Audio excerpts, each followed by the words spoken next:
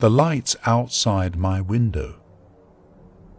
I grew up in a pretty rundown trailer park in the Midwest, gravel roads surrounded by the ugly Midwestern wilderness, overgrown and full of disgusting bugs that'll make your day miserable. All my neighbors were certified crackheads that we tended to avoid. Hell, my own household avoided each other, staying each in our own rooms. Even eating dinners in our rooms was the norm. But to make a long story short, we were extremely poor, and nothing in life was exciting enough to bring us together. Years later, as an adult, I look back and still feel some nostalgia. My life wasn't perfect, and my family was ultimately doomed, but I have some good memories. I'd spend nights out in the backyard on our old trampoline, curled up in a sleeping bag, little boombox, playing some old cassettes my grandmother had given me. Think Buddy Holly era. I'd stare up at the stars all night, millions of them clouding my vision, catching the occasional shooting star. It fascinated me to think about what could exist up there in the great unknown. The crickets and low hum of the highway in the distance as the big trucks rolled by, combined with my boombox, was hypnotizing. Anyways, the reason I bring all this up is because as an adult I became extremely fascinated with space, taking in all the technical knowledge I could. I majored in physics and after graduating got a job as a high school physics teacher.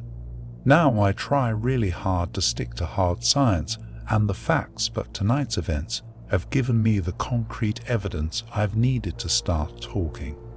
When I was a kid, I used to sleep with my bed tucked against the window walls so I could stare out the window and fall asleep.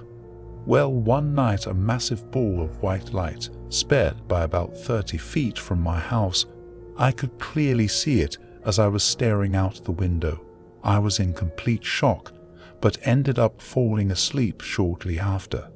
For years, I wondered if my brain had confused this memory with a dream, until the sleep paralysis started. My parents divorced in my late teens, my dad, brother, and I moved to another rundown house in the woods in the next town over, leaving my mother to her own wits at the old house. Not to get too far into it, but life still wasn't great, and my father hadn't thought of getting us beds, so I slept on some blankets in my new room. This was my first instance of sleep paralysis. If you've experienced this, you know exactly the feelings I'll try to describe. My body felt as if it had been pinned to the floor. I was unable to breathe, speak, or move. Out of the corner of my room, where I was facing, was a window, and a black figure stepped up to the window on the outside, slowly opened it and slicked its way through as if it had no bones, and walked towards me, coming down to its knees and bringing its completely black face inches from mine. Immediately waking up as it would have touched my face to its own, I was out of breath and completely terrified.